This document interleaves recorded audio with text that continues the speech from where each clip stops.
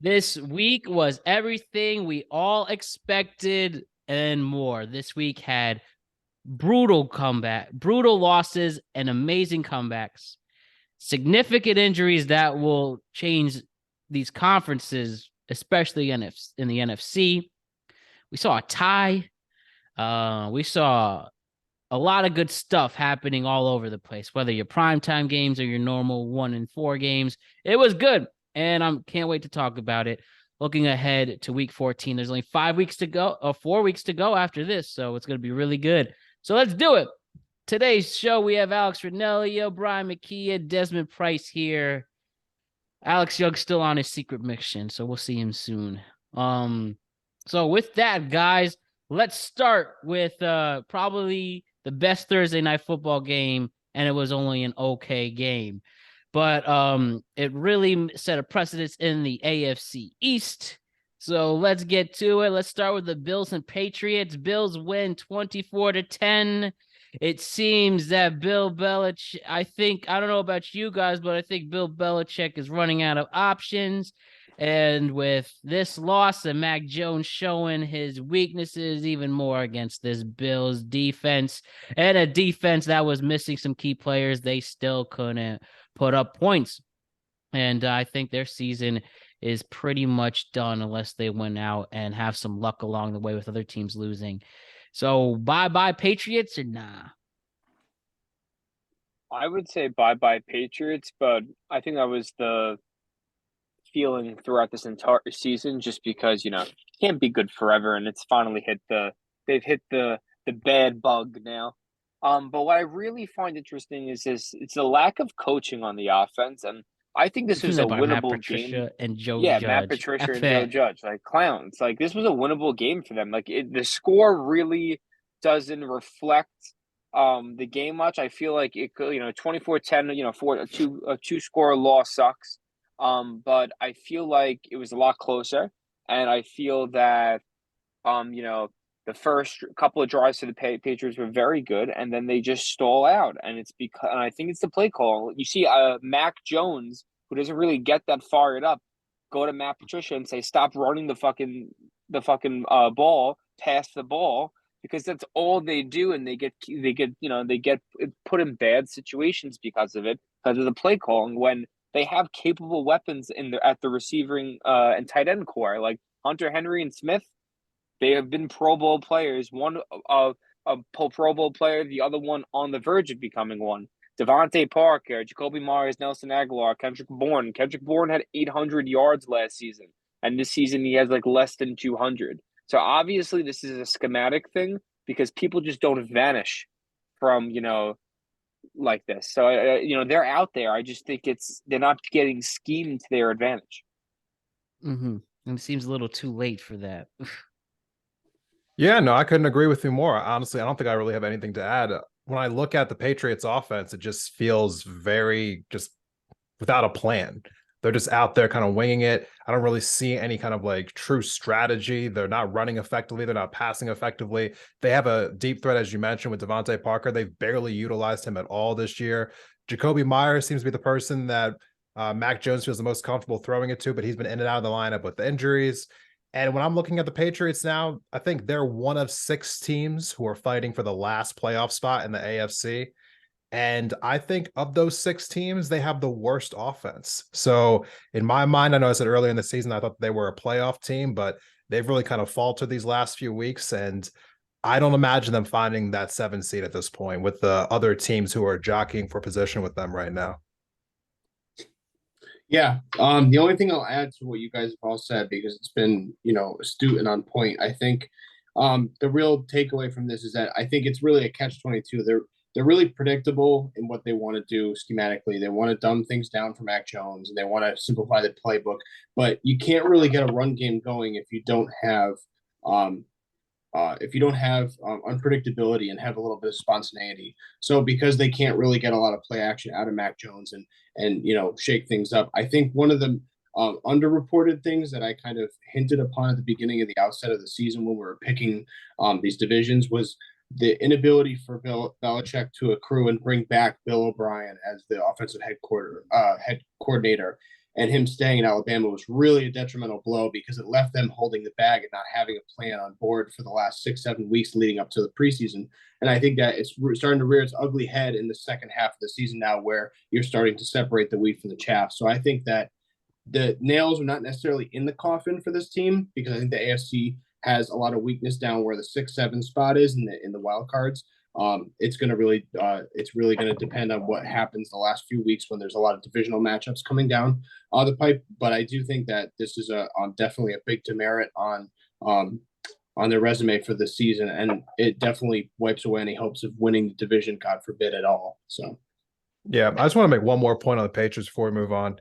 I think we've spent so much time talking about how great Bill Belichick is. I think we need to also just like throw some egg in his face a little bit here, because he's supposed to be this tactical masterminding genius, and yet he was unable to find an offensive coordinator for his team.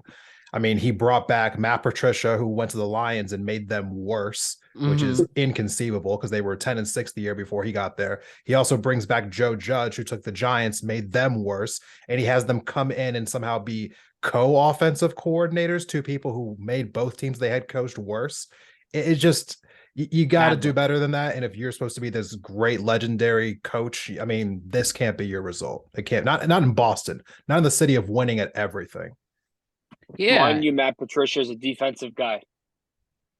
And Joe Judge's special teams. Let's let them in control offense. Like, yeah, know your enemy, but like, you know, it's a shame too, because Mac Jones gets the raw deal when, you know, Alabama is a complicated offense, and this is now a rudimentary dumb offense, and they're, you know, he doesn't even have the ability to audible. They don't let him audible.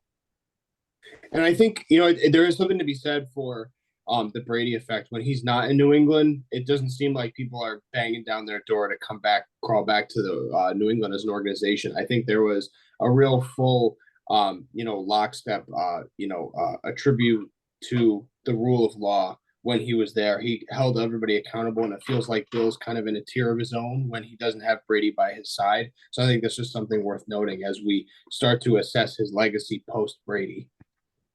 And as for the Bills, you know, they've been talked about for many times on the show and all over the place. Getting a big win they crucially needed. Looking at the next 5 weeks, you play each team in your division at least once. You play Joe Burrow and the Bengals, who are arguably the hottest team in the NFL right now. Then you also play the Bears, especially if Justin Fields happens. They're not a gimme game. So moving forward, especially keeping this momentum up, and hopefully as each week goes by, they get players back like Von Miller and stuff like that. Do we see this as a way to make everything seem right? Haven't heard many reports about Josh Allen's elbow issue. Do we think that they can take this win and lead them into, let's say, I don't know if they want to win now, it's going to be very hard, or do you think they can come off above 500, secure this division, and who knows, maybe even secure the conference if the wins keep going up and get some home field advantage coming their way? I think it's theirs to lose right now. They should be in the catbird seat. I think that Miami definitely exposed themselves a little over the weekend, and we'll talk about that in a later loss. Yeah, but I think that right now it's their division to lose. Couldn't agree more. I just think because of scheduling and just having that 9-3 record right now really like gives them a lock for the division. Even though they have to play Miami, like again, like they have room to work with for like, you know, a sparing loss here, which a lot of teams don't have. But I also think we have to put emphasis on the fact that they really did well running the ball in this game, and that is going to be the key going forward to them. To just have a healing Josh Allen, even if he's fully healed. You know, we all know that it takes more than, you know, the usual amount of time they say for something to heal in the NFL, just because you're constantly getting hit in the healing process. It happens. So, you know, this run game keying up on that, I think it would be a big for them. The issue for the Bills all season and last season has been how they play in one-score games. And 3 of their final 5 remaining opponents are all going to be playoff teams. So I think that, you know, by the time we get through this Bengals game on January 2nd, we're going to know exactly who the Bills are. I actually think they have a really strong chance to win all 5 of these remaining games. I think the Bills, still look to me as the best team in the AFC as long as Josh Allen's healthy. Whoa, the best team in the AFC? Yes. All right, clip that one. I mean, they already beat the Chiefs, and they're facing the Bengals on the second, so they'll have a chance to prove it then. Well, we'll see. That was my sticking point too, Cincinnati. As for a team trying to catch up with them, and the New York Jets playing the Minnesota Vikings, it seems like that was their game to lose for the Jets. Jets fall short against Minnesota. And I think this was a well-played game in the fourth quarter. The first half, not so much. But Mike White keeps them competitive and almost produces a comeback, but it's a little too short for them. Does any promising play for Gang Green shows that they can compete against these teams that have better records and maybe some more momentum against them? Were you impressed with how the Jets played against the Vikings and Kirk Cousins at the 1 p.m. hour? I'm definitely impressed. I think this is the best loss that the Jets could ever have, because right now Minnesota's that team. If you remember a few years back, the Phillip Rivers Chargers that always lost one-score games, always lost them. They were like a ridiculous record, like in 2 seasons worth. This year, the Vikings are the reverse. They just win one-score games and are very, clutch at the end. And we know this. We don't think they're that good. It's fool's gold, but they just have this clutch factor this year, even though Kirk Cousins is not a clutch guy. But this is a good loss for the Jets. You can put points up when your defense plays bad.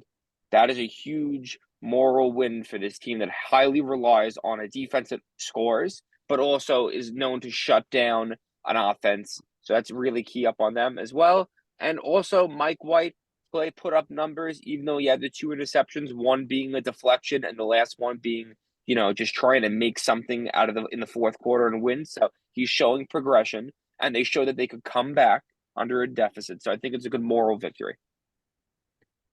Imagine if they had Breece Hall. If Mike White has a similar game this week against the Bills that he had against the Vikings last week, then Zach Wilson needs to be released or traded or what have you. He looked great in this game. He doubled up Kirk Cousins in passing yards. He looked like he had complete command over the field. He's won over the locker room, had his teammates wearing shirts with his name on it going into the game. Yeah. I don't know. I like this guy. I feel as though he has poise out there. And I was really impressed with the Jets offense. Uncharacteristically, the Jets defense was the one who had the bad game, letting the Vikings score 27 on them. But, they were playing a road game. I still think this Jets team is a lock for the playoffs. I was really encouraged by what I saw this week. Yeah, I don't see Zach Wilson coming back anytime soon, even if there's an injury. I think they'll put Joe Flacco. Remember, he wasn't active again this week. And I think that speaks some volumes. So I'm going to be kind of the contrarian here. I'll say that I want to couch my reservations for a playoff berth for the Jets because I think that they're supremely talented on one side of the ball on the defense. And I do like Mike White as a comparative step up, marginally to Zach Wilson, but there's still a lot of questions with this offense. Now, this may just be the eye test, but I mean, he was 31 of 57, 2 picks, no touchdowns. So he definitely looks, a marginal improvement from Zach Wilson. And I think that he's got the rah-rah in the back and support of his teammates, but I definitely need to see a lot more moving forward before I even put them into the playoffs. Fair enough. Speaking of playoffs, all right. Speaking of playoffs, it's going to be very hard for them to make the playoffs just because they're playing a lot of teams on the upswing right now. They played Bills, the Lions, which will be a hard game against the Lions, the Jaguars, which could be a toss-up just because of the offensive scoring and if the defense has a bad day. Seattle and the Dolphins. It's going to be a challenge. It's an uphill battle for them for sure. Absolutely. And regarding the other New York team, right? You know what they say? Ties are like kissing your sister. We'll say kissing your family member. This I personally don't have a sister, but well, in a game that was crucial for both teams to make strides in the division, especially after seeing Philly win, and Dallas is off, but Dallas is sorry, winning. no, they went weren't off. They went off. Yes, I meant to say. Then Dallas went off at 54 points.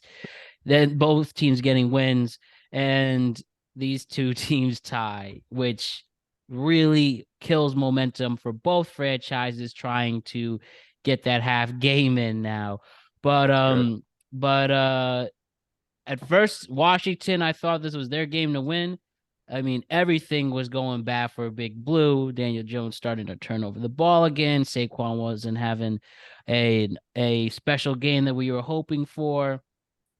And then Washington was falling short as well. And Giants catch up. They take the lead. Then they have one of the worst played overtime games on both sides of the field. And it ends with Graham Gano trying to make a historic field goal, falling just short. It was looking good, but it wasn't good enough. And like I said, in the common theme about how at least for the Giants reality, that they are only as good as their roster represents them to be. And then having bad coaching decisions by Daboll this week and questionable play calling, can only accept the inevitable as a Giants fan here. This team could just be a year away, as everybody says, and especially lack of weapons. Even though this was the first time we saw Daniel Jones throw the ball deep, that I can at least remember, wasn't good enough. You had so many drops from the wide receivers. It was excruciating and annoying, especially when you expected Daniel Jones, Darius Slayton to at least be a nice core together. But this sucks. Hey, you didn't lose, but that half a game is going to kill you seedings wise. And at least you should be, I'm sure if you're a Washington fan, you feel the same way. And it's interesting they're going to flex this game to next Sunday night. So we'll see what happens there. But Not happy. Big Blue. What? Oh, yeah, I saw they You kicked guys the Raiders booted out. Oh, sorry, Alex. You've only had a great historic run for your franchise and as a whole. That's all I can say on We that got the primetime game this week. one. Yeah, that's true. Short week, Yeah. but that's all right. But yeah, so with both teams having essentially the same issue, that's one benefit of having a tie. What do you do with these two teams moving forward? Do you see any of these teams making a playoff push with this tie game? The only advantage I see is the fact that they're close and maybe you have Seattle to worry about. But this was annoying for lack of a better word. I think the Giants are going to make the playoffs. I really do. I mean, looking at the remaining high five schedule to that. and looking at who else is in the NFC, just look at the NFC playoff picture.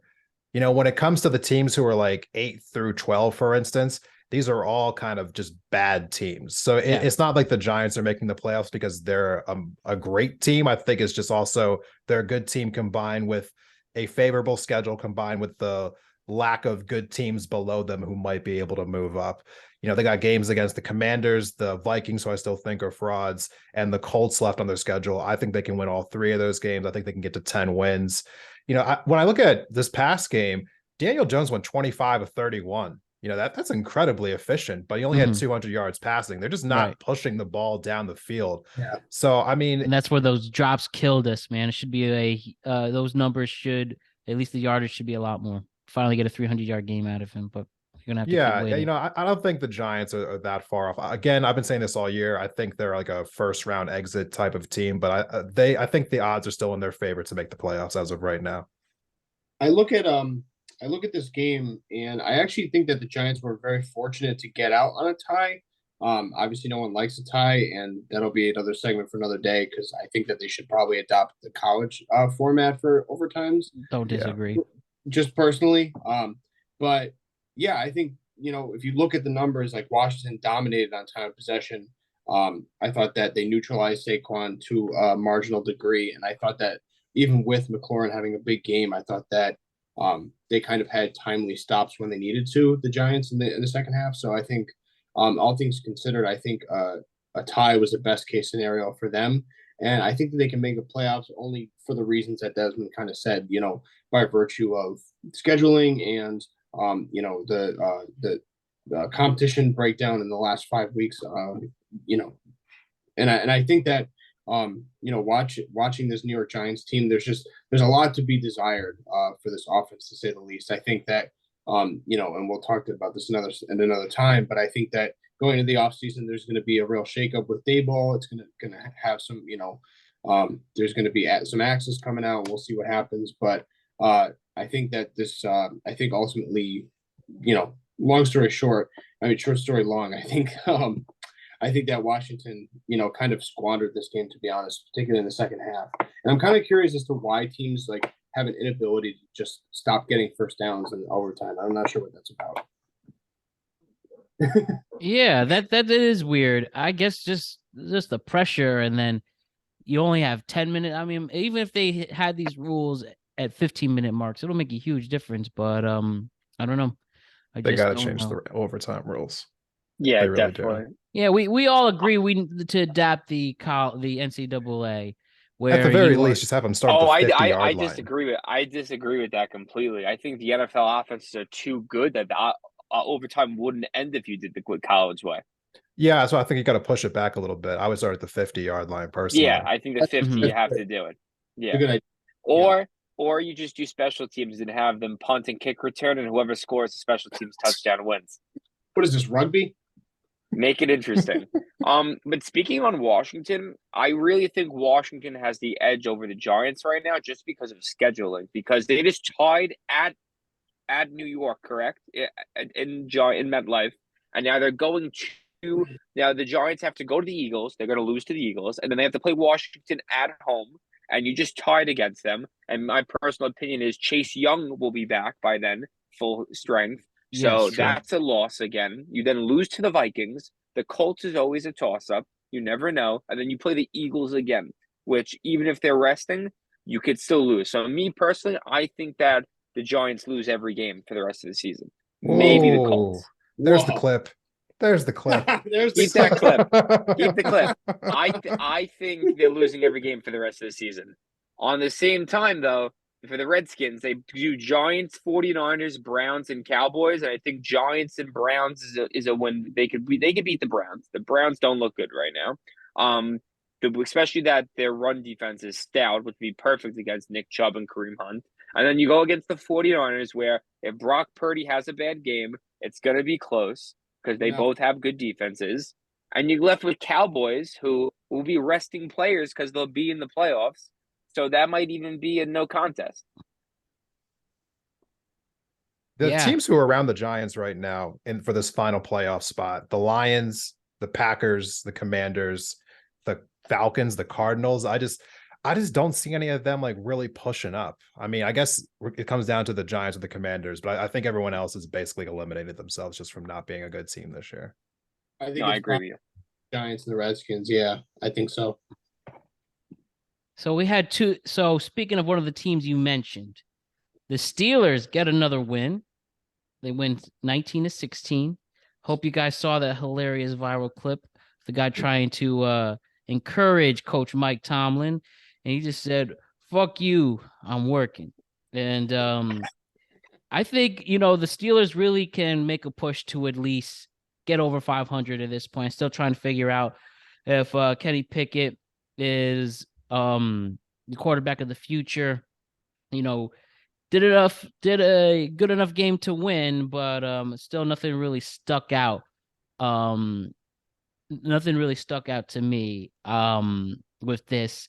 And the Falcons, it's just too bad because so many people say back in October they were really looking good, but when you lose to teams under 500, you're just inevitable. So tough break for them. But that's all I really have to hear. It's not much else to mention. But do we see that the Steelers can end above 500, show how damn good of a coach Mike Tomlin is with all the injuries he's faced, especially defense and switching quarterbacks like that? I think that's the only real point to make here, that the Steelers can at least go over 500.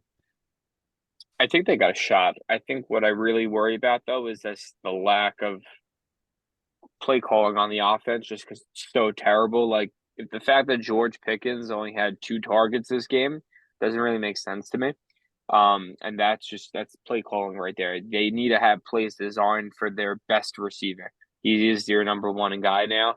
And the offense needs to be run through him and Najee Harris, just as you have a learning Kenny Pickett.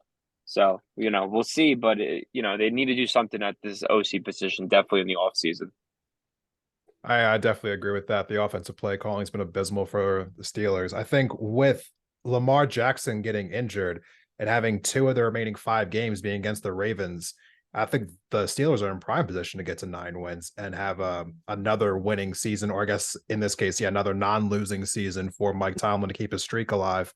But yeah, I mean, they're facing the Ravens and the Panthers in the next 2 weeks. They're gonna have a tough game against the Raiders, who are surging right now. But yeah, then Ravens and Browns again after that. Yeah, I think the field is kind of set there for the Steelers to coast to 9 wins, in my opinion. It's funny. We were bashing and shit talking this matchup, saying it was just like it just stunk to high hell. But I think if you actually go back and watch the highlights, I thought this was like for diehard football fans, it was actually a pretty solid game. It was a defensive battle, a lot of special teams. With I think really what it boiled down to for Atlanta was they lost with that costly penalty that led to the that brought back the touchdown on the final drive, and with Pittsburgh punting and pinning Atlanta deep, I thought it was kind of an exciting finish. But obviously, these are both 2 teams that have a lot of work to do in the offseason, and it starts with the offense for both teams. I'm actually, I know we didn't really broach this subject, but I'm a lot higher on Arthur Smith than I am Mike Tomlin moving forward. Just from what I've seen, the jury's still out on Mike Tomlin. I don't really look at a coach's assessment particularly as in the win and loss column, because I think he inherited a pretty solid roster when he first took the job in Pittsburgh. But I think that I have faith that he's at least going to break even, like Desmond said, for the season. And we'll see what happens with Atlanta too, because I think a lot of people had cast them out, including myself, as being like the number 1 lottery team. But they've shown a lot of fight, so we'll see. Hey man, remember Mike Tomlin has a job for life. Steelers don't fire their coaches. They've had 3 coaches in the last 60 years. So I think the day he leaves is when he wants to retire, and at least producing wins is still impressive. Another game. Listen, he does it again. Aaron Rodgers can beat the Chicago Bears. That's one thing to guarantee. The sky is blue. Pizza is made in New York and New Jersey and the world. And then I don't know. I don't know why. I had something way more clever. But anyways, one thing to guarantee always, Aaron Rodgers beats the Bears. And especially early on, we thought, wow, this really is going to be a terrible season for him and the Packers. But they come back and they secure the win. And in the returning Justin Fields as well. But Aaron Rodgers just figures it out. Him and Watson, too bad they didn't really have their special thing they had going at the beginning of the season. But what's that? 5 straight games with at least one touchdown between the both of them. I mean, he's no Devontae Adams, but Green Bay gets a win, and that's really it, because they're still 5-8, and I don't see them making the playoffs. But the Bears 3-10. Pretty ugly, but at least I think you should be happy if you're a Bears fan, because Justin Fields is a solid athlete, even if this game wasn't his best. Killing it both on the ground and the passing game. But that's really all I have to mention on this game. You guys have anything else to say? Yeah, same thing. Nothing crazy, except Cole Kmet is a top 10 tight end in the league. I'm seeing it in the last few weeks now, week in, week out. He's really becoming that safety blanket for Justin Fields, and really reminds me of Cam Newton, Greg Olsen, this combo. With the playmaking duo, and I just see it. I see this relationship growing more and more. And an announcer actually compared Kmet to Greg Olsen, and I was like, wow, this is such a very similar style of play. So I'm excited for the Bears, and I hope the Packers continue to lose eventually. Mm-hmm. Mm-hmm. I think the only thing I want to see is January 1st when the Bears play the Lions. I want to see Equanimous St. Brown next to Amon St. Brown with a jersey swap, and that would really make my New Year's. How sweet. How sweet. How sweet. Yeah, I mean, I was pretty excited when I saw that 54-yard run. that Justin Fields has, going like basically just splitting the Packers defense. It's amazing how fast that guy is. I was surprised that the Bears didn't hold on to win this game, but I think that Justin Fields is still kind of a little bit hurt. That I think that the Packers are kind of feeling like they have some momentum after this game, looking ahead to a wounded Rams team this week, maybe thinking they can string a few games together in a row. But I think the Packers season's done. I don't see them winning more than like 2 games for the rest of the season. And the Bears are officially eliminated, but I think the future looks bright for them. In a game of Jaguars and Lions, the Lions are the ones who finally have a great offensive game, and the defense played well. Wreck-It, Trevor Lawrence gets hurt at one point, has a knee injury, is questionable ahead. But it just stinks that this is what the Lions could have been. It could have been this way, even with the weak players on defense, with the exception of the number 2 draft pick. Desmond, you mentioned that the Lions are technically in the hunt, but you also think that they're not. Do you agree though that it might be a lot to ask for them to try to get that 7th seed? The Lions are just too inconsistent. That's really what my problem is here. Mm-hmm. I mean, they have the talent. I think if there was any team that could push up and move past the Commanders and past the Giants to steal that 7th spot, it would be them. They'd be the only team who is underneath the Giants, who I think could pop up above them and take that spot. But I just can't trust them. But on one hand, to give them props, they are 4-1 in their last 5 games. Yes. So that's pretty incredible. Also, they're scoring 26 points per game, which is 6th in the NFL right now. Just for context, that puts them just 2 points per game below the Eagles right now, who are the 2nd best team in the league as far as points per game. So they are scoring at a really high clip. Jared Goff's throwing for over 300 yards. St. Brown can't be covered. They have 3 great running backs on mostly any given day, but their defense looked good Sunday against the Jaguars, but I just do not trust them week in and week out to win these big games. They have games against the Vikings, against the Jets, the Bears, and the Packers. I don't trust them to win 4 or 5 of those games. I just really don't. Yeah, no, I agree with you. I agree with you a lot. It's a tall task, but a guy like Dan Campbell can get it done. Like they can win the last 3 against the Packers, the Bears, and I forget who else. What's the third game they play? And the Panthers. Like it's doable. It's definitely doable. It's hard. You need help to get. They need a win and have help for the playoffs, obviously. But the offense is electric. I mentioned it in the group chat today. We really have to stop shitting on Jared Goff because he is a capable starter and a good quarterback in the league, and he gets it done. Like I sent you guys his stats from earlier. He's 10th in touchdowns. He only has 7 interceptions. It's over 2-to-1 ratio. It's almost at 3-to-1. He's 6th in QBR and 7th in passing. So this guy is proven. To be honest with you, I think in a few years you might look back to the Rams and go, was the Matt Stafford trade really the best thing they could have done? Was it really worthwhile? Because right now he's playing similar stats as Matt Stafford right now, and Matt Stafford's hurt too. So.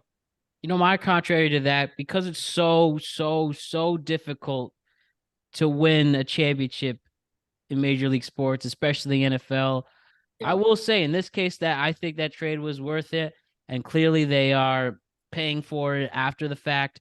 But you're not wrong with his production with Jared Goff. He clearly should start next year, stay healthy, and especially if the Lions have a good draft, especially defensively, to hold people together and keep games safe, and also playing well enough to have Dan Campbell keep his job at least.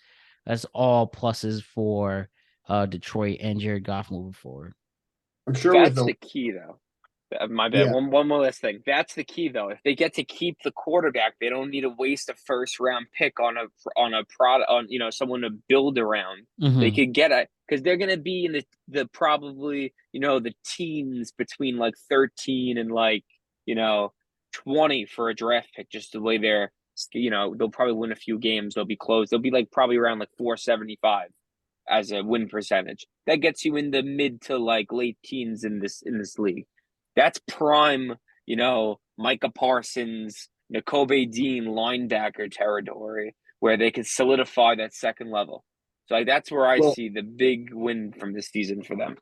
Yeah, I mean, you took the words out of my mouth. I think the next, target for them to work on and improve is the secondary for that defense. And I think that they're at a team that's like maybe a step or two away from the next level, but in order to do that, you don't want to be wasting draft capital hitting and missing. So I think they could probably package some second, third, fourth round picks, try to get some guys to solidify that are veterans in this league that can help them win, take them to the next level, especially because the NFC North is wide open. I mean, like you guys said, Minnesota is to some degree a paper tiger, and we don't know what their plan is. This could be a 1-year thing where they're winning a lot of close games, but it's wide open. Detroit could easily take this division next year. Wouldn't that be a nice story, especially for Dan Campbell?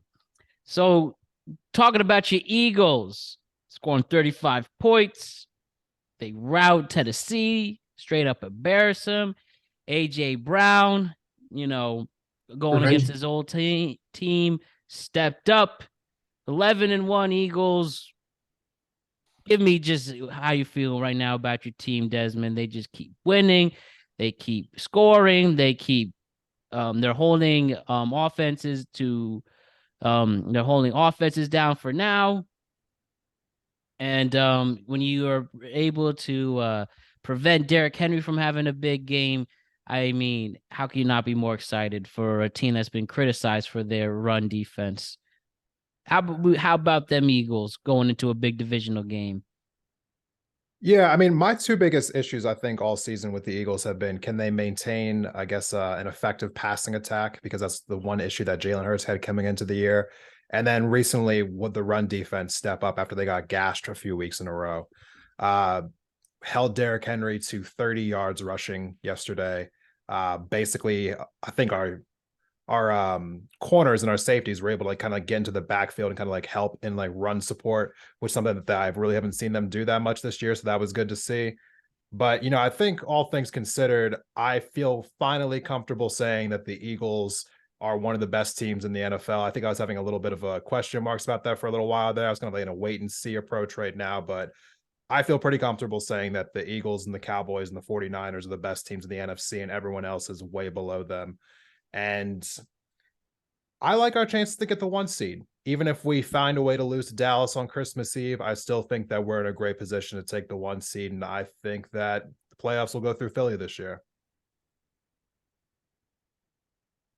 And Nick Sirianni's such a great coach and knows how to pump those players up.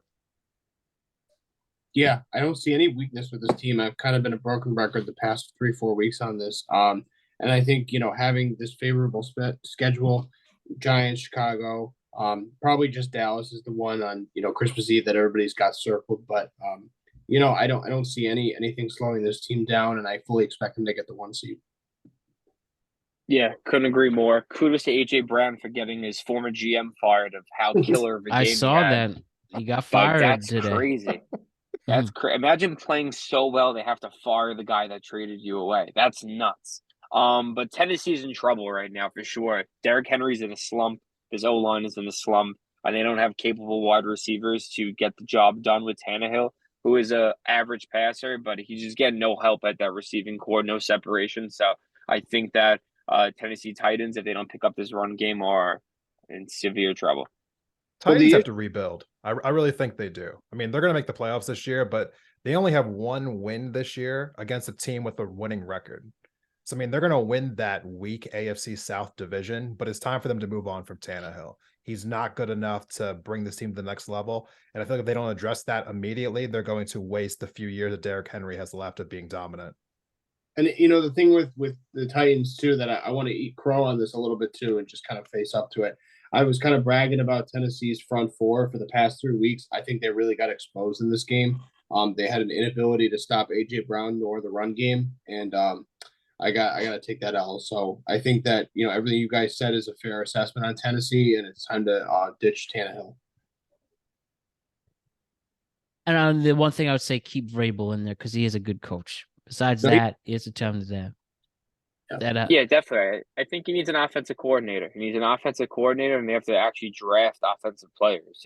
They're missing offensive linemen. They're missing, They're missing A.J. Brown.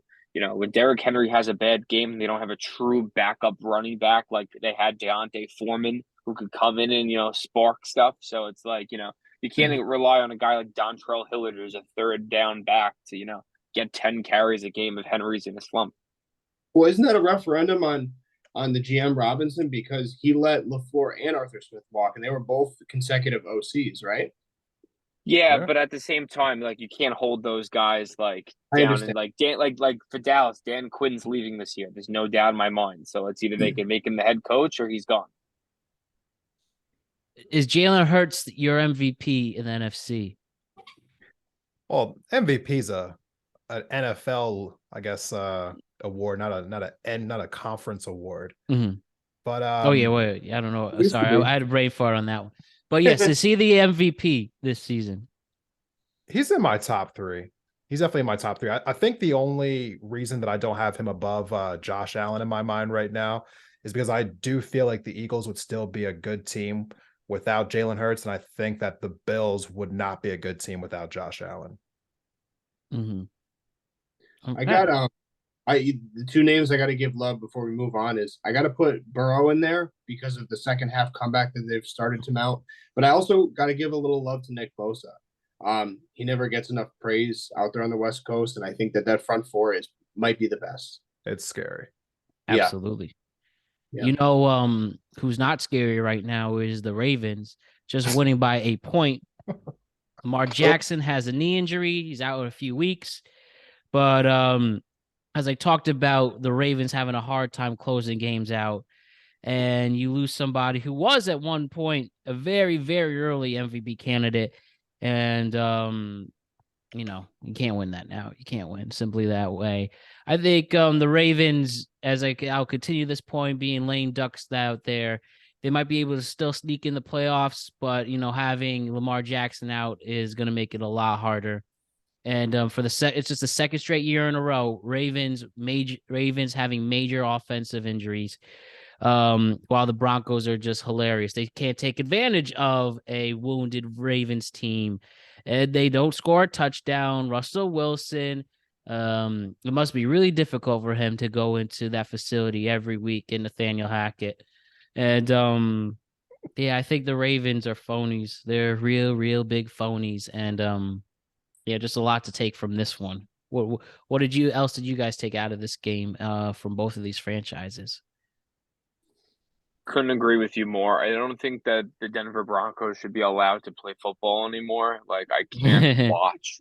I cannot watch this team. It's sad too? Russell Wilson technically had a good game going 17 of 22 for 189 passing yards, but like he has like 9 touchdowns on the season to 8 interceptions. Like, I don't even comprehend that. Like, the talent on this team. Brett Rypien, their backup, plays better in this system than Russell Wilson right now, and I'm a firm believer they would have more wins with their backup quarterback than Russell Wilson right now. He wasn't so bad last season.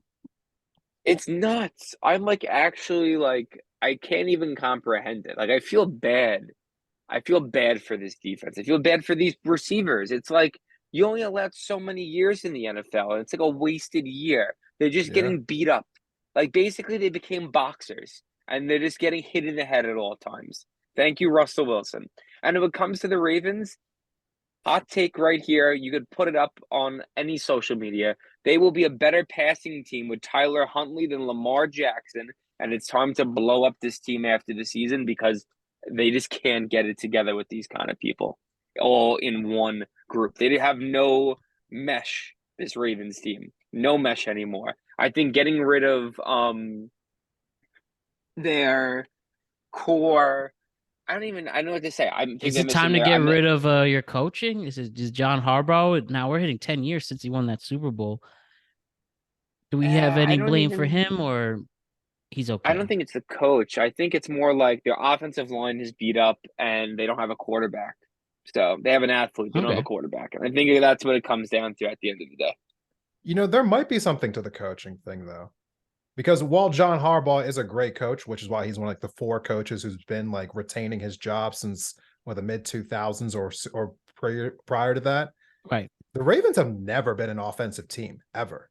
So under his tenure, being coached since 2007, 2008, somewhere in that area when he took over for the Baltimore Ravens, they've never been a good offensive team ever. Like, how are you consistently this bad on offense year in and year out?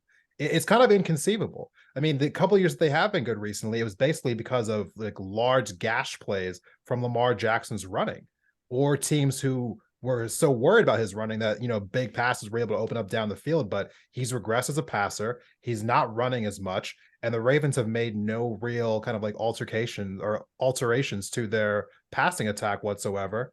And so this Ravens offense just hasn't looked that great. I mean, this is, obviously prior to his injury, but now that he's injured, yeah, I mean, the Ravens might fall out of the playoffs right now. And yeah, it's still funny to throw egg at Russell Wilson, because again, the stat holds up that if you score 18 points in regulation, the Broncos will be 10-2 right now. 10-2. If they just scored 18 points in regulation, that is so pathetic. That's all it is, pathetic. Like, you Russell could Wilson, accidentally, how could you even show up to work after this? You could accidentally score 18 points in the league. You could accidentally score 18 points. My team is proof of that. Yeah, I mean, that was what I was counting on going into the season, because I had a little more faith in, Russell Wilson not being fool's gold. I thought that they would win this division, which is stupid me. I should have never said that. But I think if we're going to put the blame and we're going to assess this offense and its shortcomings, I would probably put 60% on Greg Roman, the offensive coordinator, 40% on Lamar, because to Brian's point, and I've been saying this too, he's never adapted beyond being an athlete. He's always relied on his legs, and they've never really critically assessed his development in conjunction with getting that extension of a contract. And I think that we gave all the love, the first year after Flacco got benched. We gave all the love to the course correction midseason that Harbaugh and Greg Roman collectively made, and putting that team in the right direction. I think they reeled off like 8 wins out of 9 or 8 out of 10. It was unbelievable. And they got a lot of love for that. And they kind of charted their path forward with this team and Lamar running the helm.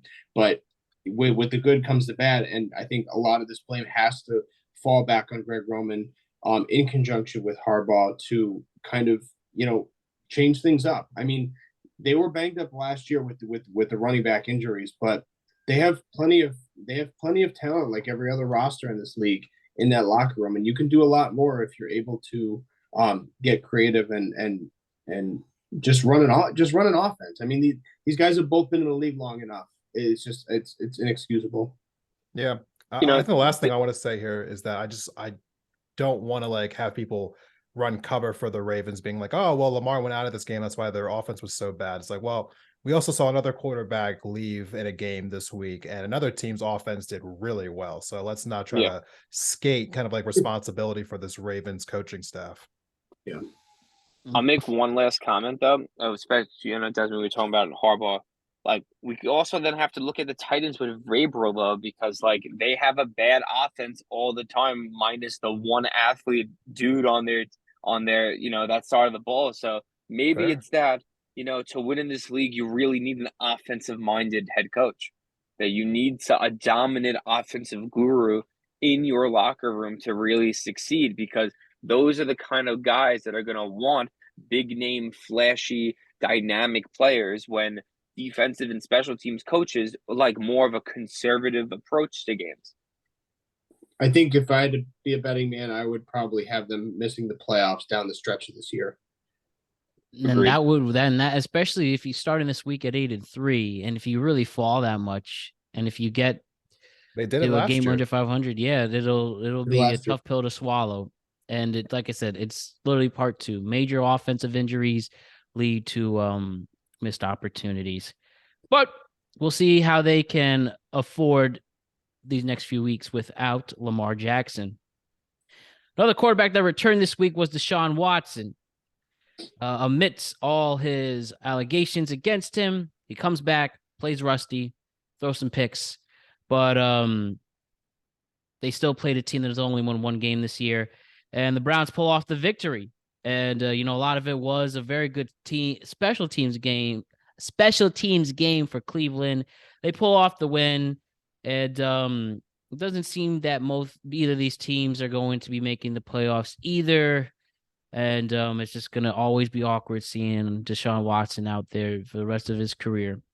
And he was technically able to get revenge, but we all know the dark cloud above it. But that's all I really have to say in here, which it was just if you love special teams, this was your game to watch, but not much else to add to it. And how about Houston, Kyle Allen? No? Okay. No, I mean, Houston's mascot might as well be a tank at this point. We all know what they're doing. Yeah, literally. They're going for that number 1 pick, and they had 3 like non-offensive touchdowns scored on them. It was hard to watch. I mean, my friend had Cleveland's defense this past week on fantasy. I think they had like 50 points. It was absurd. Little layup. Good catch. Yeah. Good catch by them. Feel really bad for Jacoby Brissett. This man deserves to start. I will say that every week until Deshaun Watson retires or, goes to prison. This man should be a starter. Hopefully, maybe he'll go to the Texans and be their starter, next season when they get it as a gap guy for their number 1 star quarterback. But like this game, how don't you score a touchdown on the Texans offensively? Like that's sad. That's sad. Like they're a good passing their cornerbacks are solid. They're the rookie Stingley. Yeah, Singletary is really good for their corners and stuff like that. But like that's an embarrassment. Like I always count special teams touchdowns as luck touchdowns. It's luck. So a pick six is luck. It's in the right place at the right time, and you don't have a fast quarterback running you down, so that happens. And a punt return, luck. So basically, what you're telling me is you would have then lost this game 14-13. Well, luck is the residue of great design. I think that Houston having the 4 turnovers was a lot of gimmies for Cleveland, but it's a feather in your guys' cap because Deshaun looked rusty, and I think that if you had Brissett in there, in theory, they probably would have won this game far and away. I thought that Houston did a great job, all things considered, in the first half, containing Chubb and Hunt. I mean, they combined for 136 on the ground, but that's really like not a lot for a team that identifies as a running team. Yep.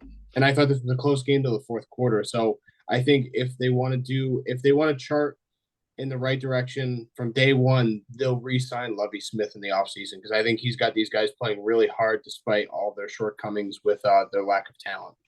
Yeah, and I don't think Watson should get the rusty excuse either. I mean, we saw guys ever played an NFL game this past week, and Purdy up in San Francisco just torch a playoff defense in Miami. And you got Watson out here throwing like balls into the ground, getting paid $250 million a year. What were you doing the last 2 years? Just chilling on the couch? I mean, get it together. Well, the balls were slippery. They had massage oil on them. There's the quote of the week. Thank you, sir. I definitely want to start talking about Brock Purdy now. So, major injury that took place. Jimmy Garoppolo, what was thought to be a broken foot, turns out at this moment it's not as serious as they think it'll be. It still will be out for several weeks, but they think that Jimmy G, as long as the 49ers can stay in it, that they will be able to have him back for January. That is the report at the moment. And so at least good to see that. No surgery required. Big news for San Francisco there. But despite that, after he got hurt, next person steps up. As we know, Mr. Irrelevant, the very last pick of this year's draft, Brock Purdy comes in and has a hell of a game. And as Desmond pointed out, against a very, very stellar defense, he puts players in the right place in the right time. And San Francisco scores 33 points off what people thought was a very intimidating defense. And at first, looks like it was going to be a good game for Miami, but San Francisco just kept pushing forward. And Mike McDaniel had some tough play calling issues that he even admitted to.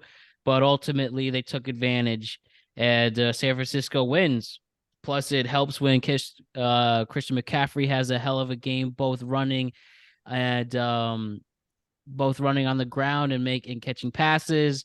Good stuff. Now, before we talk more on San Francisco, especially for their future ahead, with Miami's game only scoring 17 points, reckon it is against one of the best defenses in the NFC, and they're staying healthy and making moves there. Do we feel at all that Miami is significantly derailed, or is this just a very tough loss to soak in, but they just have to bounce back next week? Yeah, I want to go first in this one because I was hyping on Miami going into this game. Mhm. And the first thing I want to say is it felt like down the end, like Shanahan was able to like outcoach McDaniel, because going into the fourth quarter, it's a game that's 16-10. It's a one-score game. But the one thing that was consistent throughout the entire game was that the 49ers defensive line was eating the Miami offensive line alive. And Tua was getting pressured and getting hit. And it felt like they weren't prepared for that, which felt unbelievable, that you could come into a game against the 49ers and not understand that you need to get the ball out quickly because their defensive line is basically unblockable. I mean, the Niners have 4 losses on the year, so other teams have figured this out, but the Dolphins yesterday looked like inept. They kept looking for the big shots down the field, and they kept getting pressured, kept getting hit, and there was no real adjustments by them. So this was like a coaching kind of mistake. And also Tua, he looked a little shook in the moment, looked like he hadn't really seen a defensive line that good this year. So I don't want to lay one bad game on them and say that they're like not still a great team. I still think Tua might be in the MVP discussion, depending on how the rest of the year goes for him. But the 49ers definitely like outclassed them down the end there. And Brock Purdy looks great. He looks great. He came in, he dominated. The offense didn't even look that different with him out there. Like, I was actually just like, wait, this guy's the backup? He looks great. What are we talking about right now? I mean, Jimmy G, I feel bad for the guy. He's only had one season his entire career where he's actually played all like 16 or 17 games. So him being injured really isn't anything new. But I really don't think that the 49ers need to worry. I think they look just fine without him. So yeah, Alex, go first. Oh, okay. Well, I had plenty to say here, so you might want to go first. All I'll say is, for Miami, it's a wake up call. Definitely, offensive line is their weak point. Throughout the last few seasons, we should know that when they have Eric Flowers at one point being a starting guard for them. I think last season, I think maybe even still this season. But the defense got manhandled on the Dolphins by Mr. Irrelevant. And what I want to say is that Brock Purdy at Iowa State had a 69% completion percentage. Jimmy Garoppolo is a high completion percentage kind of quarterback. Trey Lance, similar style. This 49ers offense is all about efficiency and listening to Kyle Shanahan. You listen to what he calls, and you throw to where he says throw, and you guys go to a 750 win percentage record and go to the Super Bowl. That's how this offense is. It's if the same thing that happened in Atlanta, Matt Ryan, see ball, see player, throw ball, reception, Julio Jones touchdown, Roddy White. That's what happens. This game, I see no loss in Garoppolo with Purdy. All I feel bad for is Garoppolo is that he probably just lost an extra year on a future contract and like $15 million because he's made of glass and it sucks. But then when it comes also like to Tua, I really don't think technically Purdy and Garoppolo got hit more than Tua and Thompson. So in my opinion, Tua really shouldn't have gotten shooken up. I think it just comes down to the fact that he's short. He can't see over the offensive line when there's pressure against him. So, that happens.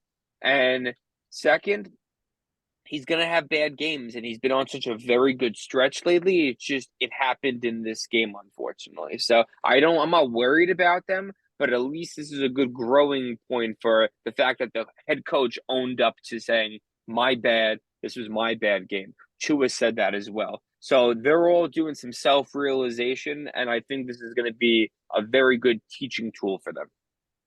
Yeah, I mean, I don't want to echo and belay too many of the points you just made because I think that was spot on. I think Miami, I'm not going to overreact. I think they're the second best team in the AFC East still got them going to the playoffs. I thought this was definitely a checkpoint, like a marker to see how good they really are on that hierarchy in the AFC. I was definitely kind of proven right in that. From what I expected of this game, I thought that San Francisco's front four would dominate and the offense would kind of ride the wave downstream. I thought that Shanahan basically just manhandled McDaniel on his way home in this game. I thought that this was just kind of like a dominant performance from Shanahan. You could see it how it played out in time of possession. They literally doubled them 40-20. Being the offensive guru that he is, they had a total domination on the ground game with McCaffrey and Ayuk and Debo. I thought that the other thing too was that both these defenses were outstanding. I think it was like something like 7 or 8 combined sacks between both teams. I think just all the way across the board. I thought it was just like an explosive game. But yeah, like Desmond said, this is an offense that's tailor made for Purdy. As long as you have a system set up where you can have a systematic quarterback just kind of step in, play the role, stay out of your own way, and operate the offense as called. I think that this team can still win. The reason I wanted to go last on this topic was because I know that we had an open debate out about Seattle and San Fran going down the wire with this division. I would still say that I would give the nod to San Francisco, but I would be remiss, I'd be lying if I told you that I was not a little concerned, just because there is a little sense of stability and solidarity with Garoppolo running the helm, even if he's not doing nothing that's jumping off the page. There just seems to be juju with him that allows Shanahan to thrive, because for some reason he has a hard time winning in this league without Garoppolo. It's inexplicable. It's Black Cat running across while you're under in a ladder. It makes no sense. But there is something to that. I will give it its due. And I think that down the stretch, it'll be interesting to see how this plays out with the standings with the NFC West. And I do want to shout out Nick Bosa again, because I just checked 14.5 sacks on the year already with 5 weeks to go. That sounds like an MVP to me. Yeah, so we all agree here that Purdy's the one to stay. That's the one thing I get. Oh, yeah. I don't think they replace him with anybody else. I wanted to give the stat to what Alex was just referring to, though.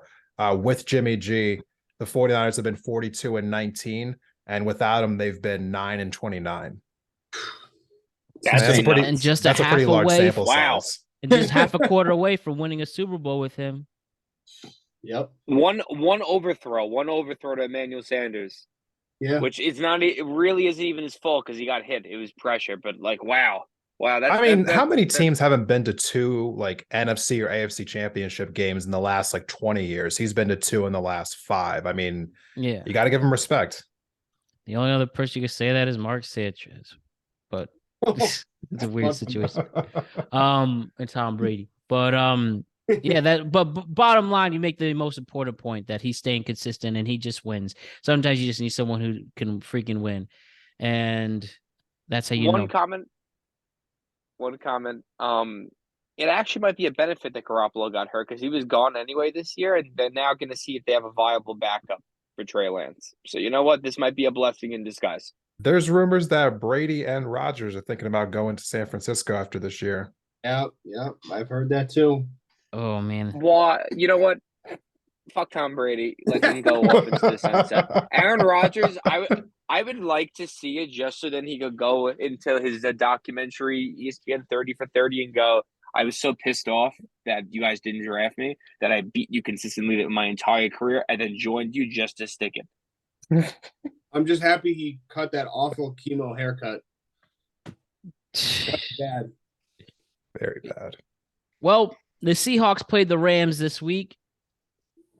Here's the thing there. It was another close game and a team that is very, very, very much in shambles. But we obviously know the big news that took place at the time of this recording, that Baker Mayfield was claimed off of waivers, and it looks like he's going to start right away for Los Angeles. To be fair, to make it a point, the 49ers did claim him, but, LA is clearly on top of the waiver wire, and they get him. So with this, first talking about the Rams and Baker Mayfield, because it's a quick point. Does Baker do anything in the next 5 weeks to have him stay as a starting quarterback in Los Angeles? Can Sean McVay see what he got and get some wins out of this guy who is clearly only known for his commercials at this moment? If anyone could fix him, it's Sean McVay. It's the truth. I don't even think he's going to make it out of practice though, because I think Aaron Donald might kill him in between reps, just how aggravating he is as a person. But if he does make it to game day, I think he's an upgrade over anyone any quarterback on this team right now. We'll see. Who knows? Maybe he'll do something crazy. I haven't looked at his schedule though yet, so Raiders, Packers, Broncos, Chargers, Seahawks. So it's not like they could win games. He could win games. It's possible. He might be able to get a little bit of a run. So I wish him nothing but the best, but also I wish him the worst. Real quick before we move off this, LA is unfortunate to have, fault lines running through it. So they have earthquakes and fires and a lot of homeless and political corruption. But now you give them Baker Mayfield. This is the most equal thing you could do to an organization. And I think the last thing too is if he's ready to suit up for Thursday and he beats our team, then I'm never watching football again. But that's it.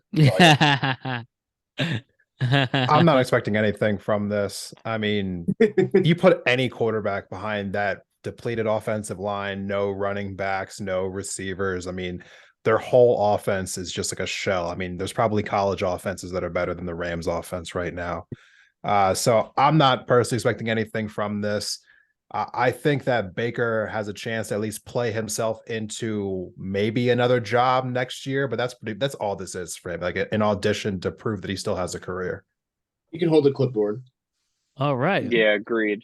One comment. Shout out to the one player on the Rams right now actually trying to play because he wants a job next season. The wide receiver from Louisville, Tutu Atwell, constantly making deep catches throughout the games, has made a touchdown here and there. Good for him trying to make his money. Respect to Tutu on this one. I saw And Bobby Wagner showed some name in the emotion NFL. too. Tutu. For you Nessie classified people out there. And as for the Seahawks, though, and despite Kenneth Walker having another underwhelming game, we did have Geno Smith play well. But are we concerned about the defense letting the this LA team without Baker Mayfield at the time score 23 points on them, especially with they've gone forward? They're not getting as much love as they did a few weeks ago. They are getting the wins, but I feel like the momentum has dwindled a little for Seattle. I see Seattle going out of the first round. Oh, I'm sorry. You want to go first, Brian? No, I was going to say is I think they lost the pop in the run game. Kenneth Walker's in a low right now, and I think it's really hampering the offense. Lockett and Metcalf are always going to go off for 80 to 100 yards each game, but they're lacking in the run, and that's causing them to not be able to game manage. I see the weakness in this team just being their ineffective defense. Because when I look at the offense, for instance, the top 5 offenses in the NFL right now are Kansas City at 1, Philadelphia at 2, Dallas 3, Buffalo 4, and Seattle's 5th. So, I mean, the offense is putting up points, guys. I mean, they're scoring 27 points per game right now. And I say this again and again, but if you tell me that your offense is scoring that many points per game and you're still kind of shaky or you're losing some games, then you got to overhaul that defense. That defense is going to be the reason why they probably get bounced in the first round. I still believe they find a way to win this division, but if they do, their reward is going to be San Francisco in their house in the first round, and I think that's a first round out. Yeah, that's tough. That's tough to bounce back from, especially when you have to play a team 3 times in 1 year, because that never bears well for anybody. I just want to echo everything you guys said. I think that the weakest link of this team that's going to hold them back is going to be the defense. I was actually really impressed with Geno Smith, especially in the 2-minute drill in the fourth quarter. I thought he was stellar. He was perfect, spot on. I think that, the shortcomings of Kenneth Walker, you're going to get that. You're going to have an imbalance with the run game, but I think he'll bounce back the following week. And it'll be interesting to see going down the wire where this goes with the division. So we'll see. Can we finally say that Geno Smith is legit, or we need one more season of this productivity? One more season of the productivity. I need more. I don't. I think once you get to this far into a season, the NFL has great defensive minds all over the place, and they have plenty of tape on you. And if they haven't been able to expose you at this point, then that means you got something going for you. I agree. I think he started this process when Wilson got hurt last year, and I think he's finally coming to his own. I think he can be legit, but I just need more than one season, or at least 3/4 of a season, because he's got a track team of receivers, and he's got a solid O line now that they've started to patch things up. I just need one more year. Got to see him in the playoffs. Yeah, I need to see if he can win at least get a playoff win. Then or an appearance. Yeah, that'd be something to really admire. You want to know one of the coolest facts I know about, and we all are about to learn. I'm sure you know already, but Joe Burrow is 3-0 against Patrick Mahomes. This guy can't beat him so far.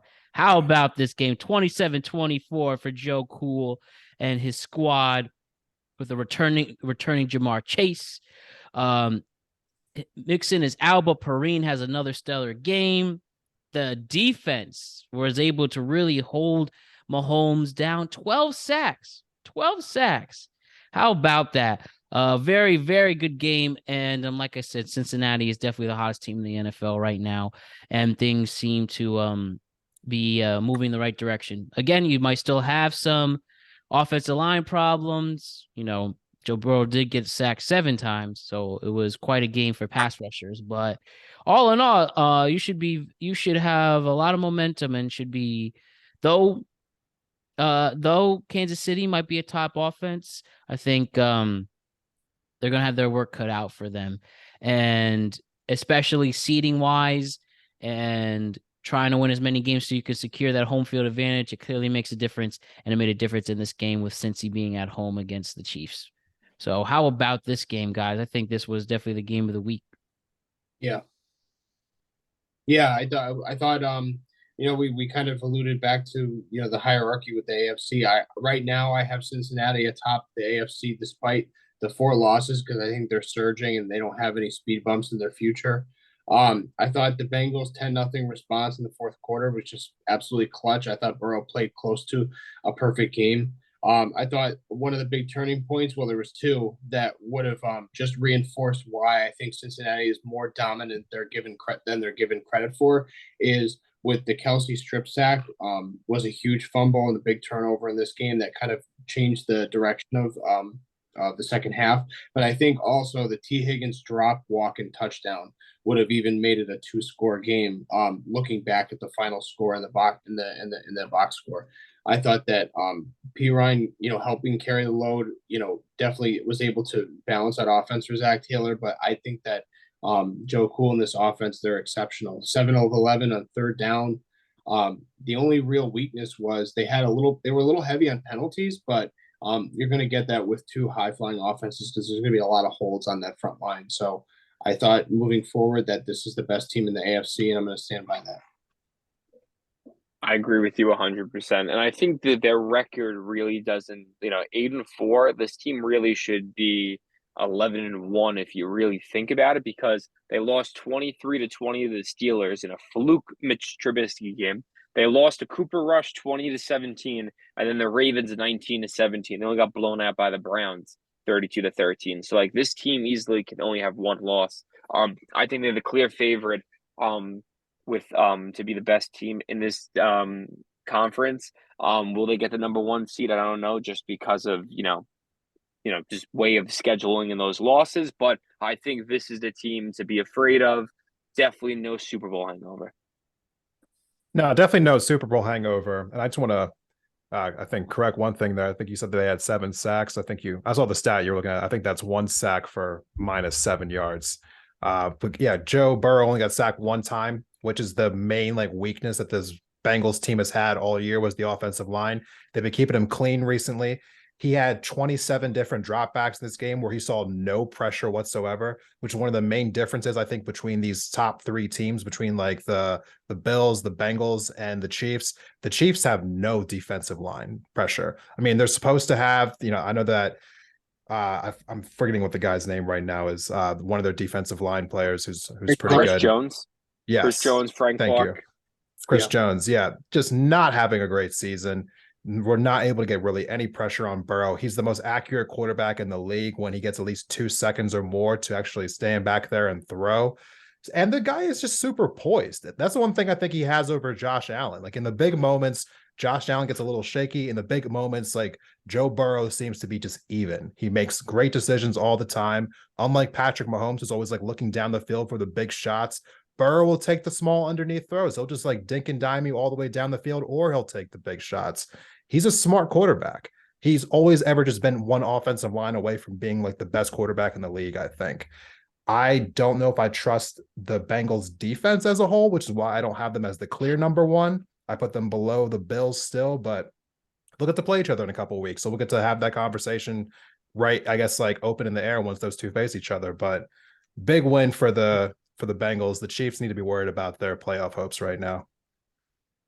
I think when I think of defenses, when you're average defenses, but you could pretend to be great, is two things: sacks and clutch interceptions. And this defense is known for the clutch interceptions by like Von Bell and Jesse Bates, and the ability to get to the quarterback with Sam Hubbard and Trey Hendrickson. So I think that they have enough pieces on that defense to make up for the limitations.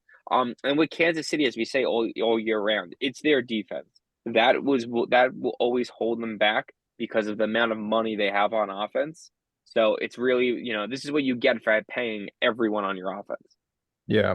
Go ahead, Alan. No. Okay, yeah. So the one thing I also want to say though is I don't want to make it seem like the Bengals are like this tier above the Chiefs, because while they've beaten the Chiefs 3 times in a row, all within the last year, every single one of those games was a 3-point victory. All 3 of them. So 27-24, 27-24, 34-31. So it's not like the Bengals are blowing out the Chiefs. These are competitive games where it seems like the Bengals are able to make 1 or 2 more plays. Oh, for sure.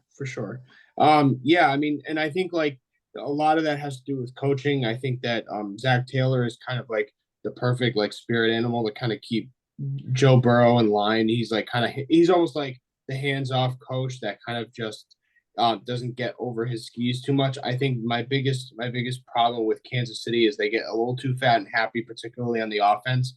Andy Reid puts Mahomes and vice versa in too many just inconceivable instances, particularly with the play call. And I don't know how much that is on Bieniemy's doorstep as well. But I think that Spagnuolo not being able to send 5 as frequently as I would have expected allowed that pocket to stay nice and fresh for Burrow to have time and deliver passes all night. I thought he looked incredibly incredibly calm throughout most of the night, and I was kind of disappointed, particularly when this was the game on the calendar last year that they should have looked back to the tape at, because they were in a lot of similar situations down in the end zone, in the red zone, excuse me. So I think this was definitely a blown loss for Spagnuolo and that defense as well. And some of that is money, but some of it is just preparation and play call, because I could recall plenty of games this year where the defense looked pretty solid. So we had the Raiders and the Chargers play. Your big 3 in Carr, Jacobs, and Adams all had stellar games. After Derek Carr throws a pick 6 to start the game, they were able to shake it off and move forward from there, and making it harder for the Chargers to secure a playoff spot, keeping them down at 500 at the moment. Well, Alex, I'm sure it feels great not being laughed at for the past few weeks. Got some good wins and a big home win after losing to the Colts with an interim coach and an interim coach who has never coached. So I'm sure you were dandy seeing the Raiders win. And they could still go over 500 if they play well, or at least keep it close. How about that? Yeah, I mean, because we have as far as I know, I'm not looking at the standings right now, but New England and the Chargers were kind of sitting in those wild card spots, and they've definitely taken a step back, and we're now, a game and a half below 500. So there's still a distinct possibility. I thought that, with the team that they have, with whoever's available, I think they really maximize their offensive talent with Jacobs and Devontae. They just can't cover Devontae. He's phenomenal as a one guy talent. But I was surprised who showed up today. Chandler Jones finally had 3 sacks in the first half. I thought he was off the team. He wasn't even showing up. I was like, who's wearing 55? I haven't seen him all year. But it was nice to see him. He also had 5 tackles and an assist, and I think that the preparation from Brandon Staley and that offense to essentially double Max Crosby and take him out of the game allowed for Chandler Jones to get single coverage and some B lines through that Swiss cheese offensive line that they have to protect Herbert. So I think that he was kind of feasting all first half until they kind of course corrected. But we all know how this Chargers team is. They're immensely talented. I mean, like Herbert's phenomenally talented. Let me clarify that. But they have a ton of injuries and they have a lot of issues right now. Yeah, I got 2 quick takes on this one. Trying just to speed through this segment. One, I think I kept hope alive for the Raiders, even when the Raiders fan on the panel did not. I still think that I think they have an outside chance to make the playoffs. I don't think it's over for them. I know that's kind of crazy with how the season's gone for them, but as we've said before, a lot of the games they lost were just 1-score games. This team has a lot of talent on it. The schedule's not overbearing for them down the road. I know they have San Francisco on the schedule, but they got that game at home, and I think that's a kind of like a inner or outer conference rivalry game. So I think they got a chance there. I don't think the Raiders done yet. Don't sign them off. Don't say it's over yet. They might still find a way to make that 7 seed. The Chargers are done. Good night, Chargers. Like, it's over for them. Season's over. They're not going to the playoffs. Agreed 100%. I think I continue to say it is time to blow up this Chargers team. And you know what? They have quality players on the offense, at receiver that they could probably get some picks. Like Keenan Allen's old, send him to a contender. Gerald Everett's a quality tight end, send him to a contender. Like they could get some picks, be bad for a bit, and build up. Well, I think what's really disappointing about this team is like, what the hell is going on with Austin Eckler? It's almost like he's trying to preserve and shell himself for a new contract, but that's not how you do it, because you just look yourself straight in the face. Josh Jacobs is playing for a contract too, and he's playing out of his mind. He's putting his body on the field every week, and not really worrying about tomorrow. And it's like, I know it's a little cliche, but it's like, yeah, I think he can learn a lot from them. But I also think that I want to agree with you that they should have the time to blow up this team, but there's a lot of talent on this offense, and I think that a lot of this has to do with injuries and coaching. I get injuries, but like, there's really not that many people hurt besides the offensive tackle and Rashawn Slater on offense, and they're just inconsistent on offense. And I think it's play calling, and I think that Austin Eckler is a great fantasy option, but he even said before this season, before he signed his contract, that he wants less carries to preserve his career. So, like, already you're in a loser's mindset. So it basically tells me you're capped at 10 carries, and then after that, this other 16 that Josh Jacobs took to get to $144 and a touchdown and half a bottle of Percocets and painkillers to get there, you don't want to do it, which I understand it. You don't want but this is football. You play the game. Imagine what Jim Brown would say if the coach went up to him and goes, "You're only getting 10 carries." I think, you know what I mean? Like, it's ridiculous. I just look at some of these losses for the Chargers, and I just can imagine like what they would have put up if Mike Williams and Keenan Allen were both healthy at the same time, and what they would offer him for weapons if for Herbert. I agree with that as well, but I also want to put blame on Herbert. Like, he does have 20 touchdowns to 7 interceptions. He's 4th in passing and 13th in QBR, but like, from watching the game, he's not playing well. Like, these are padded stats. His 4th in passing is because of the Austin Eckler, screens that go for 60 yards. They're he's been really key on DeAndre Carter, who's this new deep threat from Washington, who's usually a special teams guy. Josh Palmer is a to deep route kind of guy. So I think that his stats are really a byproduct of the talent that you said, Alex, on offense, and he's really not making the crucial throws when it needs to happen. I don't see the Joe Burrow, the Pat Mahomes in him right now. That's fair. Did you see him?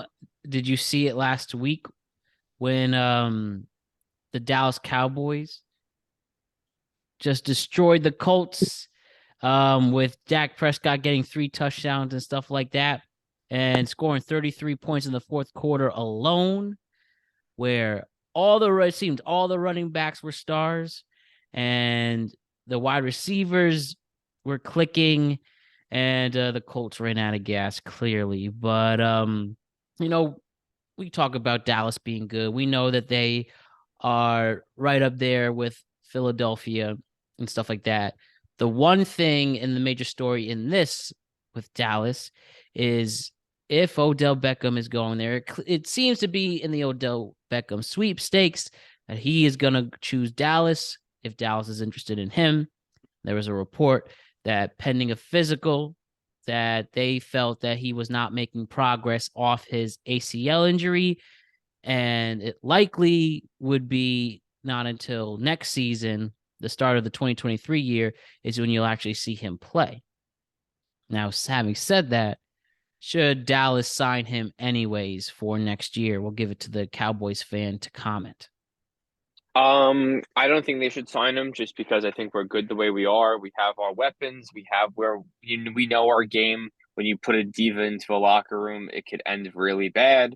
He could demand targets. He could force Dak to, throw the ball to him because it is OBJ, and we could lead to problems and chemistry issues, and I do not want to see that. So I say go to the Giants and be Kenny Golladay Part 2, and I'm okay with that. I don't want to give him 3 years. Like, he's old and his legs are shot. Why am I going to give him a 3-year deal for $30 million when Because he's Odell. What? He had one good catch and he had a quarterback that's a borderline Hall of Famer. Just consistently throw him the ball because he was the only option because Victor Cruz and Sterling Shepard were hurt. So his stats is productivity, and I never really thought he was the guy, like this great receiver. I think he was in a good system with a quarterback like Matt Ryan. Like Eli and Matt Ryan similar. We just throw to Julio, throw to Odell. They're good. They're great. They're not gonna as they age, they really fall off because their bodies are broken. That's just the way those kind of receivers are. So I don't want them. With Dallas, with this win though, I really was disappointed up until the fourth quarter. I think that's just because the Colts defense ran out of steam, and Jeff Saturday was like, "I won this game. I'm good." We were not looking good this game until the fourth quarter. These are all padded stats, in my opinion. And what have I said this entire season? What is the biggest flaw of the Dallas Cowboys? Does anyone remember my constant rants? The passing attack. Passing attack and the defensive backs. Cornerback 2.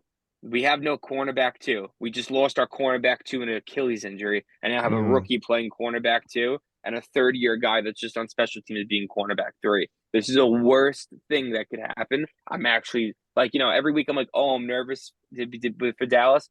This is not good. This right now, in my opinion, that injury alone, we will not win the Super Bowl. Well, I mean, before you get to the Super Bowl, you have to make it to the NFC Championship game, which you haven't made it to since 1995. So if we're pump the brakes a little bit. You don't have Nick Foles on your team, so I don't think you're going anywhere as well. So it is what it is.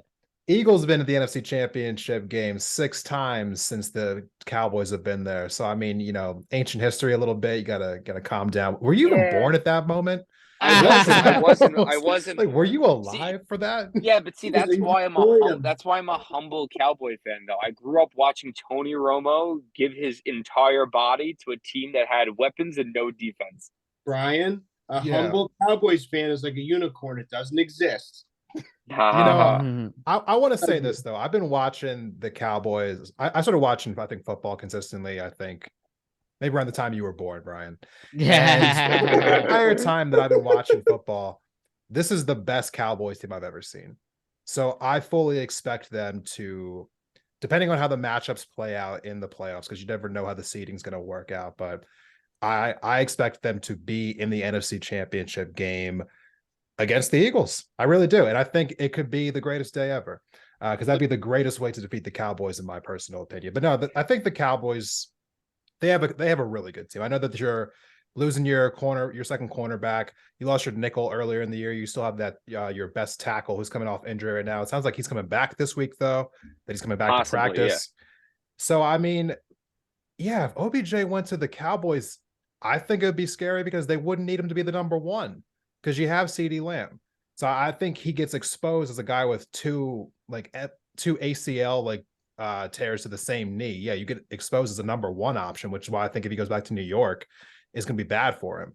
But going to the Cowboys, where you'd be asked to be the number two, it'd probably be the best thing for him. But yeah, my only issue is this: 2 ACL injuries, and you have a number one receiver who is an outside receiver, and your number two receiver in Gallup is a deep threat. Your wide receiver 3 needs to be a slot, and you can't be a slot with 2 ACL injuries. We know this. Look at the downfall of Julian Edelman when he started getting leg injuries, and Wes Welker. Once you lose those legs as a slot, Cole Beasley was a second team All-Pro on the Bills at slot. He hurt his leg in the offseason. He's no longer on any team. You can add Renfro to the list soon. Renfro, it's slot. OBJ was never a slot guy anyway. He doesn't fit in this scheme because he's not playing the outside receiver, and you're for damn sure not putting CeeDee Lamb in the slot when he's torching people on the outside. I don't disagree with what you're saying here. I just think personally, if you have the chance to put somebody on your team and ask them not to be the number one who still has great hands and is an above average wide receiver, I would take that if I was the Cowboys. But I can understand also, after having Terrell Owens on your team back in the day, why you might want to stay away from something like that. Yeah, it didn't really end so well there. But yeah, Cowboys, kind of a fluky fourth quarter with all those turnovers at the end, but I don't think this changes anything in my opinion about how I feel about the Cowboys. They're a top 5 team in the NFL. I still think it. I don't see the longevity in this right now. Call up Des. The final game to discuss on Monday night before we look into the week ahead. The Saints and the Bucks going into the fourth quarter of this mundane, grueling, and eye-soaring Monday Night Football game. In the last 5.5 minutes, Tom Brady returns to form, gets 2 major touchdowns, and completes the comeback. There's even a point at the very end where he had a touchdown taken away from him from Godwin, and they give it to White instead, and they complete the comeback and get another divisional win. There's nothing to talk about with the Saints, not even a little bit. But the Bucks and Brady, even if this is going to be it for Tom Brady if he's leaving Tampa. We talked last week about Todd Bowles' coaching decisions, and it was showcased last night in front of his home crowd. And I think the Bucks are good, but I think you'll see them as a first-round loss waiting to happen. I think it really does show that Todd Bowles is a weak coach in this league. And I mean, you get to a point where Tom Brady is just straight up ignoring the play calls he's making, like going for fourth instead of punting and stuff like that. It just shows what respect can you command if you're him. Real quick, just for clarification before we open it up, I thought Byron Leftwich was calling the plays. But he was the one who called the audible was called. Yeah. Oh, okay. But they ended up punting anyway, actually. Okay, so Brady did come off the field and they did punt after that. But yeah, the team is like a noticeable like backslide with Todd Bowles coming on as coach. Kind of hard to know what that's all about, to be honest with you, because on the offensive side, you know, Leftwich was the coach last year. I mean, and he's again he's the coordinator again this year. And so on defense, it doesn't really make a whole lot of sense why there's such a drop off. I know they've had some injury issues, but even regardless of the injuries, it doesn't really make up for the inconsistencies that we're seeing on the offensive side with the Bucks. I know that, I know how Brian feels about Mike Evans. So we can probably rehash that if we need to. But yeah, the Bucks got lucky at the end. I think the Saints. Bum. The correct term is Mike Bum Evans.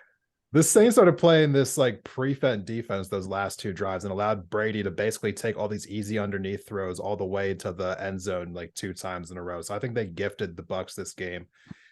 I don't know, man. I think the Bucks are going to win this division by default, and they shouldn't beat the Cowboys in the first round. But I could not stop laughing if that's what ends up happening, because I think that the Cowboys with the number It's one. gonna happen. They're going to be the You don't number bet one wild against- card seed. They're going to have to go to Tampa, and I can't wait for this matchup because one You don't team bet that against- I don't like is going to lose.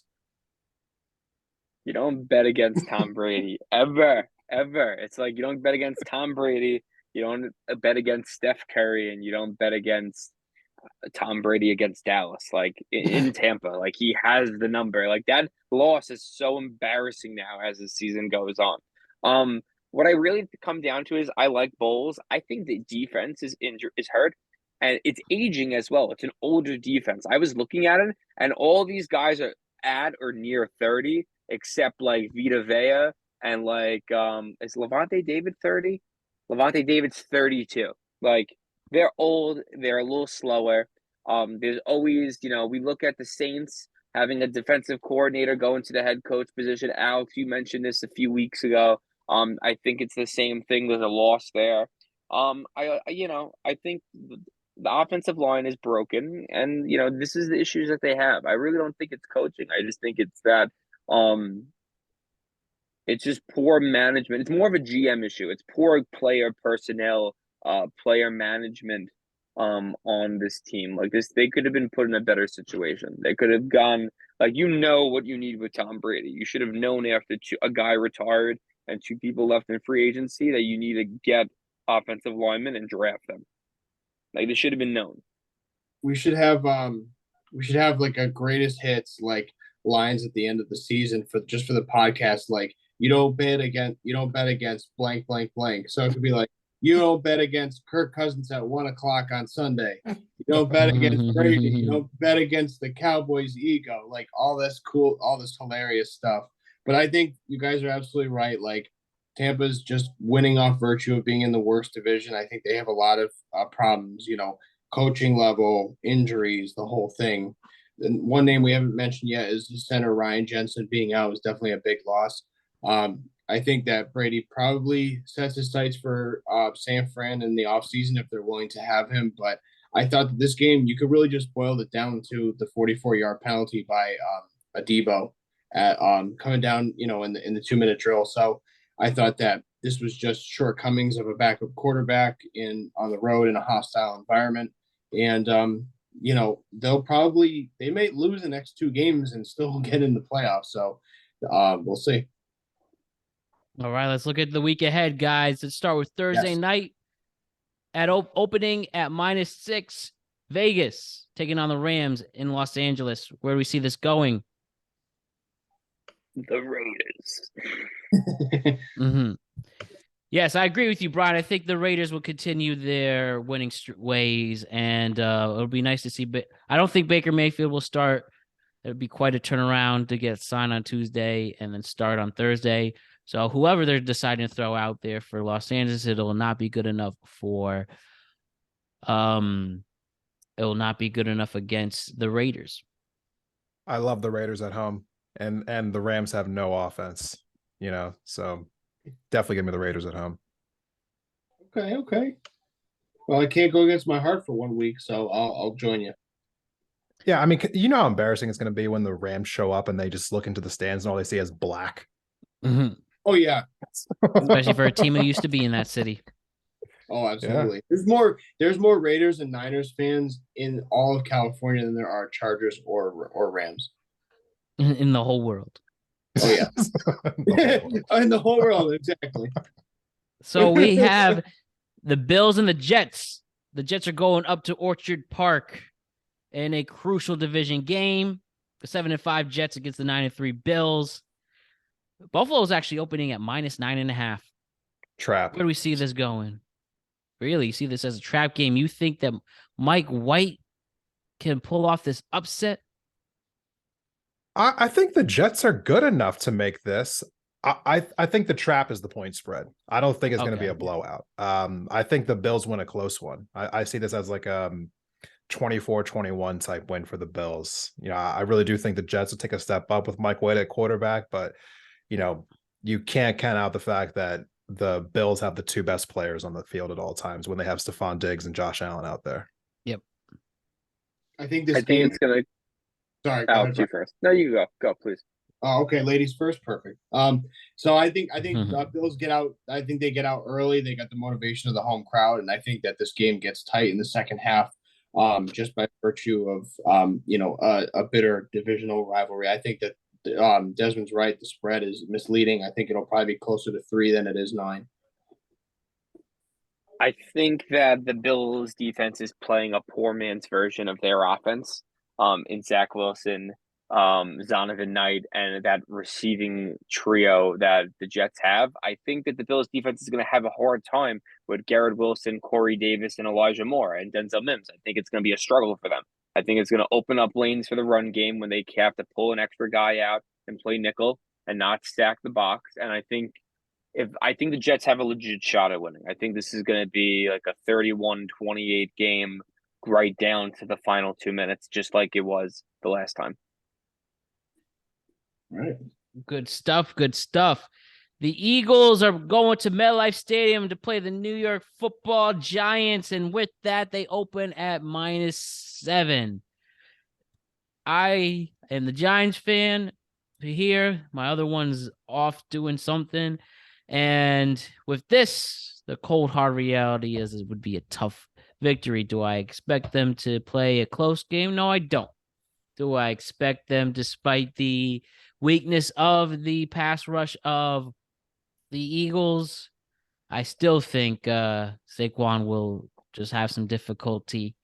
And with this, going to have to give it to Philadelphia, but obviously I hope I'm wrong. Yeah, I think the Eagles win here. I've been saying, I said this a couple of times this year. I think that the Giants are really similar to Tennessee with how they're constructed. So I expect the Eagles to have a similar, I guess, like defense and offensive like preparation for the Giants that they had last week for the Titans.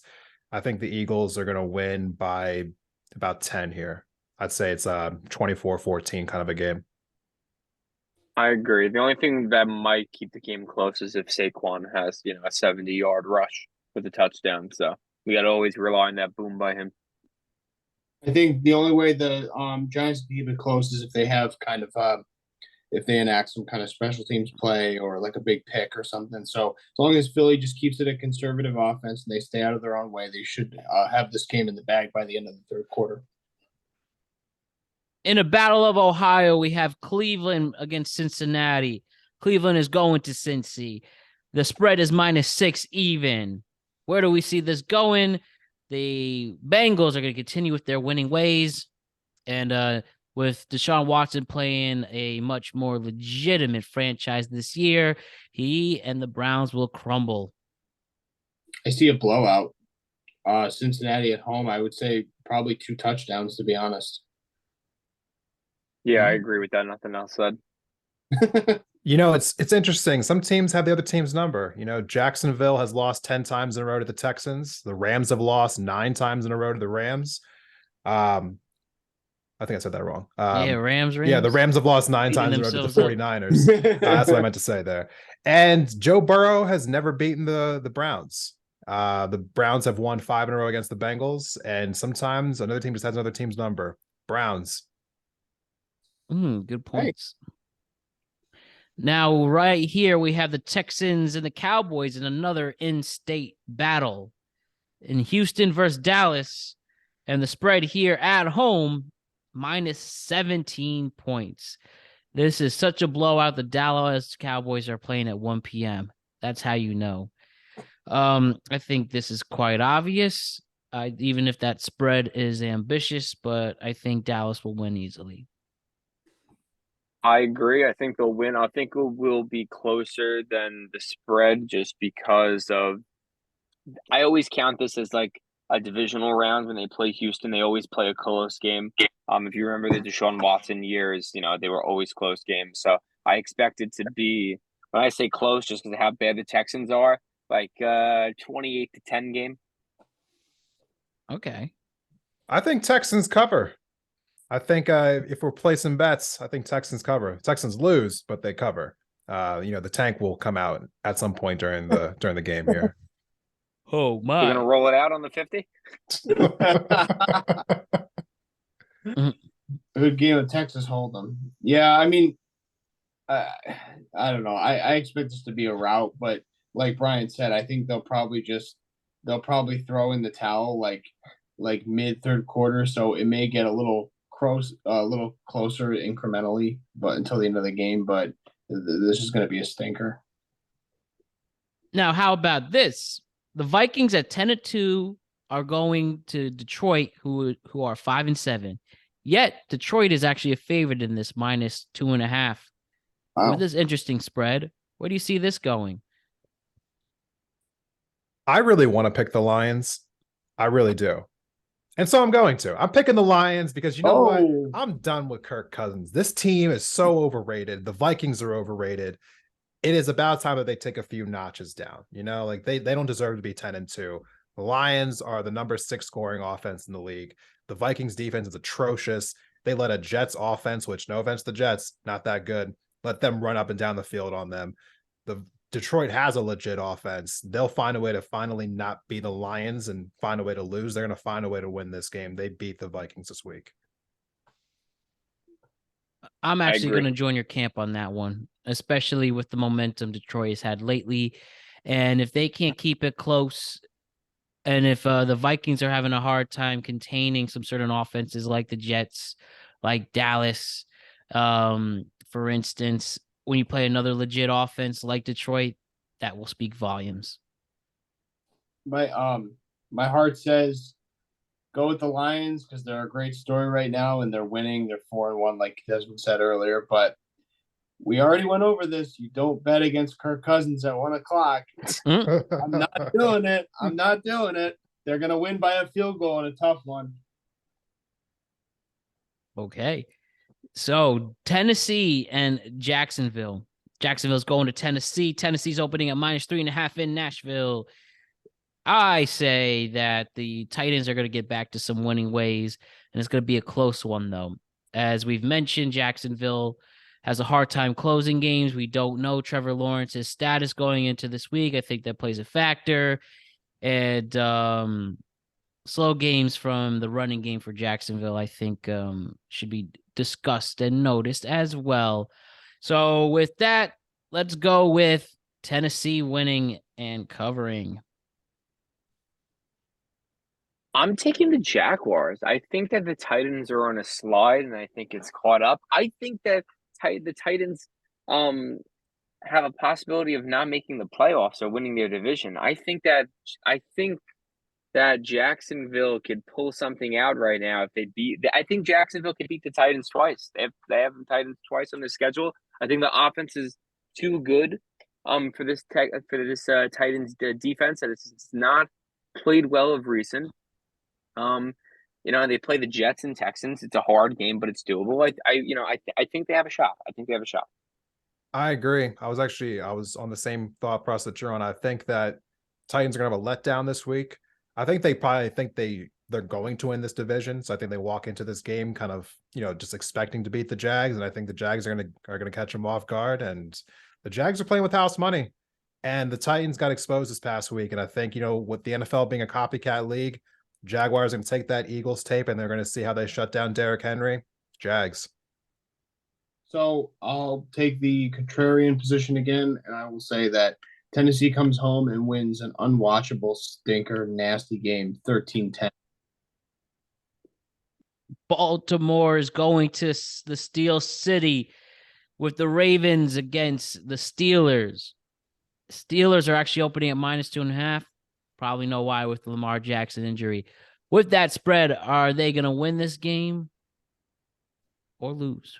So I might surprise you guys with this pick because we were talking shit about Baltimore earlier, but I actually have Baltimore running away in this game. I think that right now they're looking at their fate in their hands right now, and they can either claim it or let it walk away from them. And I think that they're going to just seize the moment and they're going to run it down their throats. And they may surprise people this week. I got them in a rout. I have the exact is opposite. Oh, sorry. Go ahead, Brian. I was going to say the exact same thing. This is the most important game for the Baltimore Ravens. Yep. This season right here. This is what it all comes down to. This is both these teams are 0-0, and this is where it is. This is the time to see. I think it's going to come down to, can Huntley play better than Pickett, and I think he can. But I don't think it's going to be enough. Oh, so that's a Steelers pick.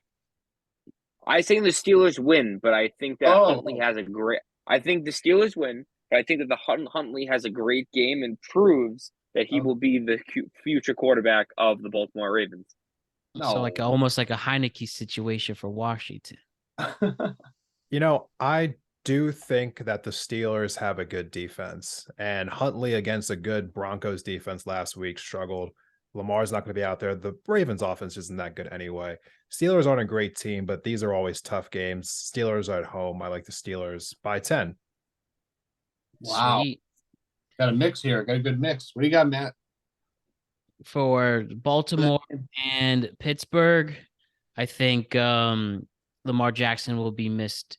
And as I mentioned, with a team with a struggling defense like the Ravens, I think Kenny Pickett can take advantage of that and just better utilize his receivers like he had struggles with last week. And he'll do the complete opposite of that. And it'll be a good game for Pittsburgh, especially I like them being at home. The Chiefs and the Broncos. Kansas City's going to Denver. Kansas City's opening at -9.5. Can they get a bounce back victory? I mean, obviously, I think there's no question. I even think this team could cover, and we know Kansas City has had a hard time covering in the Patrick Mahomes era. I think they will handle this team pretty easily. Broncos have a great defense. I just, there's no other way to say it. So, I mean, I don't think that the Chiefs win this game easily, but I think they win because Russell Wilson's incapable of scoring touchdowns. And the Broncos are so anemic that the question isn't if they'll lose, it's how much they're going to lose by every week. But the Broncos defense is good enough to where they keep every game close. So I think that the Broncos cover, but the Chiefs win. Okay. Do you guys know the meme Russell Wilson with the Michael Jordan crying eyes? Yeah. I mean, no, but it makes sense.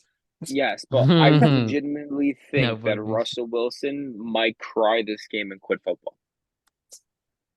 I think he's going to see what he wants to be in the mirror when he wakes up every morning and says, I could be Pat Mahomes. I'm Pat Mahomes. And he's not going to be Pat Mahomes. And he's going to go Mr. off this Unlimited. field. Yeah, he's going to cry. He's going to say, Broncos country, let's ride. And then a defensive tackle is going to yell at his face and he's going to go run home to his wife and kids. All right. Brian believing that Russell Wilson will lose his career after this game. Okay. Similar result as Desmond, but I think the one that's going to be crying is Sierra. They got paid, man. She's happy. Yeah. That's a lot of money. The Bucks are playing the 49ers. Is this a game where Tom Brady will get familiar with that field in Levi Stadium? And will he play there more often? Or is are the 49ers going to show their dominance and Brock Purdy playing a full 4-quarter game? Gonna get people excited. What's gonna happen? The spread is -3.5. I say that, San Fran is gonna win this one. And I do think Brady will play a good game, especially him going home. But I think that they're gonna pull it off. And like Desmond pointed out, if Brock Purdy could play this well against a stellar Miami defense, now with a full week of practice with the ones, why not take it a step further against a much weaker Tampa Bay defense? No, you're not wrong here. Oh, I did it again. Go ahead. All right. It's fine. It's bad timing. It's always me. You go first. Look, let's just be honest here. Tom Brady has been getting the wins that they have been getting he's been getting bailed out by bad defensive like play calling or just bad defense coupled with teams who have bad offenses. That is not true in San Francisco. They have a great offense. They will expose this Tampa Bay defense who can't stop the run. And the 49ers have Christian McCaffrey and an amazing offensive line. And on the defensive side, last time I checked, Brady's like the least mobile quarterback in the NFL, and the 49ers have Nick Bosa. So, I mean, it's about to be ugly. You know, I think that the point spread's 3.5 is a joke. This should be a 10-point margin. I think the 49ers win by 2 touchdowns at least. Take that. So Tom Brady is 23-5 his entire career against rookie quarterbacks, and I'm gonna say that Tom Brady somehow pulls this out, loses his leg in the process in this game, getting killed by Nick Bosa. This might be the worst injury. Like, he's going to be beat up after this game, but miraculously, he's going to find Kate Otten in the corner of the end zone for the catch part of million, but the reverse team. And I see them winning in overtime. Oh, okay. That's so hopeful. That's so kind of They you. lost Matt, in overtime just a couple weeks ago. Matt, if you were implying that Brady was going to get familiar with Levi Stadium, as in he's going to be on the ground the entire game, I totally. That's a good one. I think this guy's going to be on his back more than he was with Giselle. I think he's like, I fully expect a rout. I don't even think it'll see overtime. I think that this San Francisco team not only has the best front four in the league, arguably, to Philadelphia, but I think that they are just like in a cannon on their trajectory to making a deep playoff run. So I think like last week was like that first step, and I don't think it matters who you put in there at quarterback against Brady in this particular context, because I think that the more important matchup is Shanahan versus Bowles, and I got Shanahan. 3-1 post-divorce. I'll make one comment to this. Their starting defensive tackle for the 49ers is out. Nick Bosa is questionable. Their starting safety is out for this game, and the starting offensive lineman is questionable.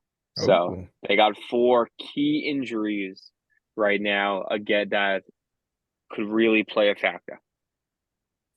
Cool. Good stuff, guys.